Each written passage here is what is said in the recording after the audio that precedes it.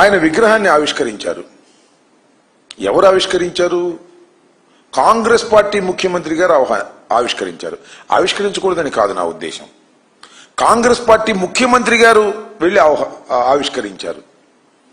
కాంగ్రెస్ పార్టీకి వ్యతిరేకంగా పెట్టినటువంటి రాజకీయ పార్టీ అని ఎన్టీ రామారావు గారు చెప్పారు.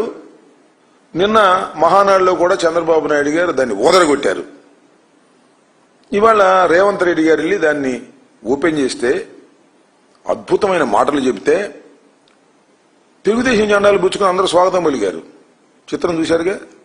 కాంగ్రెస్ పార్టీ ముఖ్యమంత్రి కాంగ్రెస్ పార్టీకి వ్యతిరేకంగా పెట్టినటువంటి ఒక రాజకీయ పార్టీకి స్వర్గస్థుడైనటువంటి ఎన్టీ రామారావు గారి విగ్రహాన్ని కాంగ్రెస్ పార్టీ ముఖ్యమంత్రి ఆవిష్కరిస్తుంటే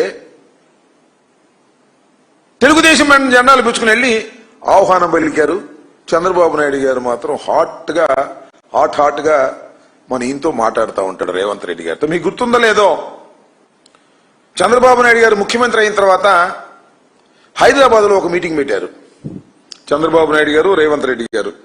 ఏమిటయా మీటింగ్ అంటే విభజన సమస్యల పరిష్కారం కోసం ఒక మీటింగ్ పెట్టారు. గుర్తుందా మీకు? పెద్ద ఆర్భాటం చేశారు. వాళ్ళు చాలా కోరికలు అడిగారు, వీళ్ళు అడిగారు. తల వాసిపోయి తిరుపతిలో వాటా కూడా కావాలన్నారు వాళ్ళు. అంతేకాదు బీచ్లో కూడా వాటా కావాలన్నారు. అబ్బాయి ఇప్పుడు లాభం లేదు అబ్బాయి, మళ్ళా వాయిదా వేస్తున్నాం, దీనికి ఒక కమిటీ వేస్తున్నాం. ఈ కమిటీ అనేక సార్లు కూర్చుని సమస్యలు పరిష్కరిస్తుంది అన్నారు. మళ్ళా కమిటీ కూర్చుంది. ఏమిటి డ్రామాలు నాకు అర్థం కాదా. ఇలాంటి అద్భుతమైనటువంటి నాటకాలు ఆడుతున్నటువంటి పరిస్థితులు ఇవాళ మనకు కనిపిస్తున్నాయి. యాతావాత నేను చెప్పాలనుకుంటుంది ఏంటంటే, చంద్రబాబు నాయుడు గారికి ఇక్కడ కాంగ్రెస్ బి టీం, ఆంధ్రప్రదేశ్లో చంద్రబాబు నాయుడు గారికి కాంగ్రెస్ పార్టీ ఒక బి టీం. అలాగే తెలంగాణలో కాంగ్రెస్ పార్టీకి తెలుగుదేశం పార్టీ ఒక బి టీం. ఏమిటి డ్రామాలే నాకు అర్థం కాలేదు. ఏమిటి విచిత్రమైనటువంటి రాజకీయాలు? సిగ్గు లజ్జ ఉన్నాయా రాజకీయాల్లో? ఒక స్పష్టత లేదా? సరే, ఎన్టీ రామారావు గారు అంటే అందరికి గౌరవం, అది వేరే విషయం. ఎందుకంటే ఆయన పరమపదించాడు. నీకు తప్ప అందరికీ గౌరవం, చంద్రబాబు నాయుడు గారికి తప్ప అందరికీ గౌరవమే, దానిలో సందేహం లేదు. కానీ ఇలాంటి అనైతికమైన రాజకీయాలు నడుపుతున్నటువంటి వ్యక్తి నారా చంద్రబాబు నాయుడు గారు. ప్రతిసారి ఇది ఇలాగే జరుగుతోంది. అవసరం వచ్చినప్పుడల్లా కాంగ్రెస్ పార్టీ మీద లవ్ అండ్ ఎఫెక్షన్ చూపిస్తాడు. మనం చూశారు కదా, తెలంగాణలో కాంగ్రెస్ పార్టీతో కలిసిపోయాడు, ఎన్నికల ప్రచారానికి వెళ్ళాడు, తుక్కుగా ఓడగొట్టారు, అది వేరే అంశం. ఎప్పుడు ఏ పార్టీతో కలుస్తాడో చంద్రబాబు నాయుడు గారి రాజకీయం ఎవ్వరికీ తెలియనటువంటి రాజకీయం, మోసపూరితమైనటువంటి రాజకీయం. అలాంటి మోసపూరితమైన రాజకీయాలు ఇవాళ చంద్రబాబు నాయుడు గారు చేస్తున్నారు. ఆల్రెడీ ఈ విషయం భారతీయ జనతా పార్టీ కూడా తెలిసి ఉంటుంది. వాళ్ళు మేధావులే, భారతదేశాన్ని పరిపాలిస్తున్నారు కదా 3 సార్లు నుంచి, వాళ్ళకి తెలిసే ఉంటుంది. ఈ మధ్యన చంద్రబాబు నాయుడు అసలు బీజేపీకి సీటే లేదన్నాడు, పార్లమెంట్ సీటు. అంటే అర్థమవుతుంది కూటమిలో చంద్రబాబు నాయుడు గారు చేస్తున్నటువంటి సిగ్గుమాలిన అనైతికమైన రాజకీయాలను భారతీయ జనతా పార్టీ కూడా కనిపెడుతుంది, వాళ్ళు కూడా ఆలోచన చేస్తున్నారు అనేటువంటి భావన సర్వత్రా అనుకుంటున్నారు.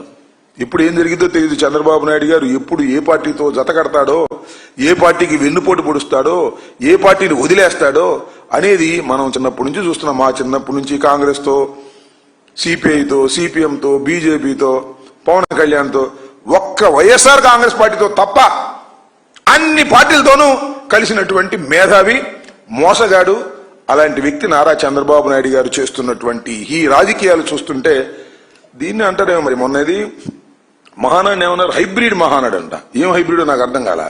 ఇది హైబ్రిడ్ రాజకీయాలు. బీజేపీ, కాంగ్రెస్ ఆ రెండుకి పడదు, 2 ప్రత్యర్థి పార్టీలు. కానీ చంద్రబాబు నాయుడు గారు రెండింటిని మేనేజ్ చేస్తాడు. This is hybrid. అద్భుతమైనటువంటి హైబ్రిడ్ రాజకీయాలు నారా చంద్రబాబు నాయుడు గారు చేస్తున్నారని చెప్పడానికి ఇంతకన్నా పచ్చి ఉదాహరణలు ఏమైనా ఉంటాయా నేను అడుగుతా ఉన్నా. రేవంత్ రెడ్డి గారు మామూలుగా పొగళ్ళ, ఇందిరాగాంధీని, ఎన్టీ రామారావు గారు ఈ 2 ఆశయాల మీద నడుస్తున్నాడు కాంగ్రెస్ పార్టీ. ఇది ఉంపదేక చంద్రబాబు ఆశయాలతో పాటు కూడా నడుస్తుంది కాంగ్రెస్ పార్టీ అని ఇంకా చెప్పలా పొరపాటుని. ఇలాంటి దౌర్భాగ్యమైనటువంటి రాజకీయాలు, అనైతికమైన రాజకీయాలు నారా చంద్రబాబు నాయుడు గారు పదే ఆడుతా ఉన్నాడు. మిత్రులారా, ఈనాడు ఈ కార్యక్రమం తీసుకుంటున్నప్పుడు చాలా మంది చాలా రకాలుగా మాట్లాడుతున్నారు.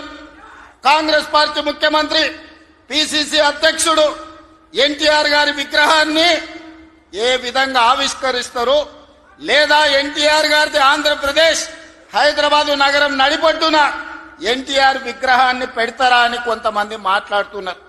ఈ రోజు నేను స్పష్టంగా ఒక మాట చెప్పదలుచుకున్నా. కులాలకు, మతాలకు, ప్రాంతాలకు, భాషలకు అతీతంగా ఈ దేశం గర్వించదగ్గ నాయకుడు ఎన్టీఆర్.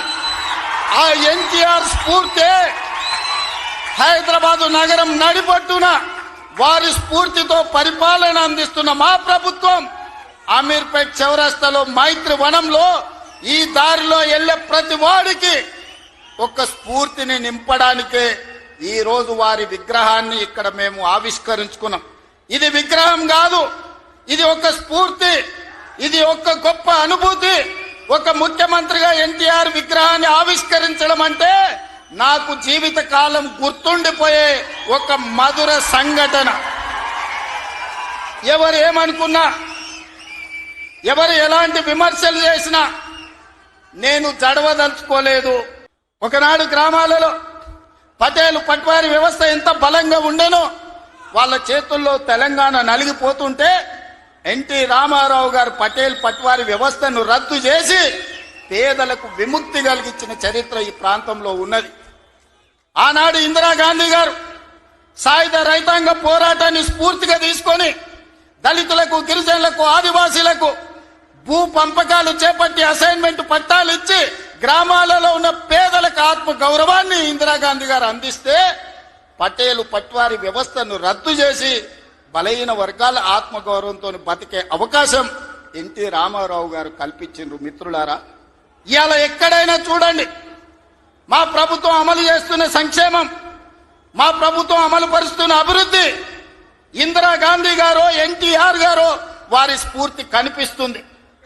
ఈ రోజు ఇందిరమ్మ ఆశీర్వాదం అన్న ఎన్టీఆర్ స్ఫూర్తి ఈ రోజు మా ప్రజా పాలనలో కనిపిస్తుంది, మా ప్రభుత్వంలో కనిపిస్తుంది, మా నిర్ణయాలలో కనిపిస్తుంది. అందుకే ఇందిరమ్మ మాకు ఎంత ముఖ్యమో ఎన్టీఆర్ కూడా అంతే ముఖ్యం. ఇందిరమ్మ ఒక తరం అయితే ఎన్టీఆర్ ఒక శకం. వాళ్ళిద్దరి కలయికనే ఈనాటి ప్రజాపాలన.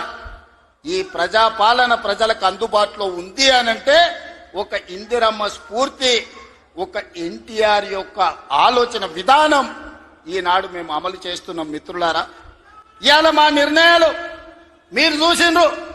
ఆడబిడ్డలకు ఆర్టీసీలో ఉచిత బస్సు కావచ్చు, ఆడబిడ్డలకి ఈరోజు అదానీ అంబానీలతో పోటీ పడి సోలార్ పవర్ విద్యుత్ ఉత్పత్తి కావచ్చు, ఆర్టీసీలో ఉచిత ప్రయాణమే కాదు, ఆర్టీసీ 1000 బస్సులు ఆడబిడ్డలను యజమానులను చేసి ఈ రోజు వాళ్ళని వ్యాపారాలలో రాణించే విధంగా చేసినాం. ఆనాడు అన్న ఆడబిడ్డలకు ఏ విధంగా ఆస్తిలో హక్కిచ్చిండో ఈనాడు 1 కోటి మంది ఆడబిడ్డల్ని కోటీశ్వరులను చెయ్యాలన్న లక్ష్యంతో మా ప్రజాపాలన పనిచేస్తుంది. మా సీతక్క, మా బట్టి విక్రమార్క గారు దీన్ని అమలు చేస్తున్నారు. ఇవాళ మేము గర్వంగా చెప్పదలుచుకున్నాం, అన్నగారు అదే విధంగా ఇందిరమ్మ స్ఫూర్తితో 1 కోటి మంది ఆడబిడ్డల్ని ఇవాళ కోటీశ్వరులను చెయ్యాలి అని మా ప్రభుత్వం ప్రయత్నం చేస్తుంది. అందుకే మిత్రులారా, ఇవాళ మా ప్రభుత్వం రైతు రుణమాఫీ కావచ్చు, రైతు భరోసా కావచ్చు, రైతులకు ఉచిత కరెంటు కావచ్చు, రైతు రుణమాఫీ 21,000 కోట్ల రూపాయల రద్దు చేసిన విషయం కావచ్చు, ఇవన్నీ రైతుల కోసం మేము అమలు చేస్తున్న సంక్షేమ పథకాలు. ఇవాళ రైతులు పండించిన సన్న వడ్లు 500 రూపాయల బోనస్ ఇచ్చి ఈనాడు మేము కొనుగోలు చేస్తున్నామంటే రైతును రాజును చెయ్యడమే లక్ష్యంగా, వ్యవసాయాన్ని పండుగ చేయడమే లక్ష్యంగా ఈ రోజు మేము పనిచేస్తున్నాం. ఇవాళ మహిళలందరికీ అవకాశం ఇవ్వాలి అని స్థానిక సంస్థల్లో ఆనాడు మహిళలకు రిజర్వేషన్లు ఉండాలని రాజీవ్ గాంధీ గారు నిర్ణయం తీసుకుంటే ఆ నిర్ణయాన్ని అమలు చేసిన గొప్ప నాయకుడు ఎన్టీఆర్. ఈ రోజు స్థానిక సంస్థల్లో ఆడబిడ్డలకు 50% అవకాశాలు ఆనాడు రాజీవ్ గాంధీ నిర్ణయం తీసుకుంటే ఎన్టీఆర్ అమలు చేస్తే ఈ రోజు ఆడబిడ్డలకు స్థానిక సంస్థల్లో ఈ రోజు రిజర్వేషన్లు వచ్చినాయి.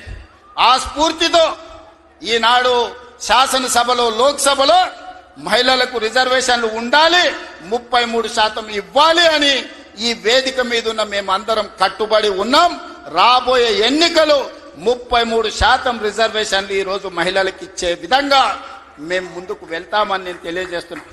మిత్రులారా, ఆనాడు యువకులు 25-26 ఏళ్ల యూనివర్సిటీలో చదువుకున్న పిల్లలకు, మారుమూల ప్రాంతాలలో ఉన్న పేదలకు ఏ విధంగా అయితే ఎన్టీఆర్ గారు టికెట్లు ఇచ్చి గెలిపించిండో, ఈనాడు మా ప్రభుత్వంలో కూడా ఒక మందుల సామెల్, ఒక ఎడమ బొచ్చు లాంటోళ్ళు, అత్యంత నిరుపేదలు, ఇందిరమ్మ ఇండ్లలో ఉండే పేదలు రూపాయి లేకపోయినా టికెట్లు ఇచ్చి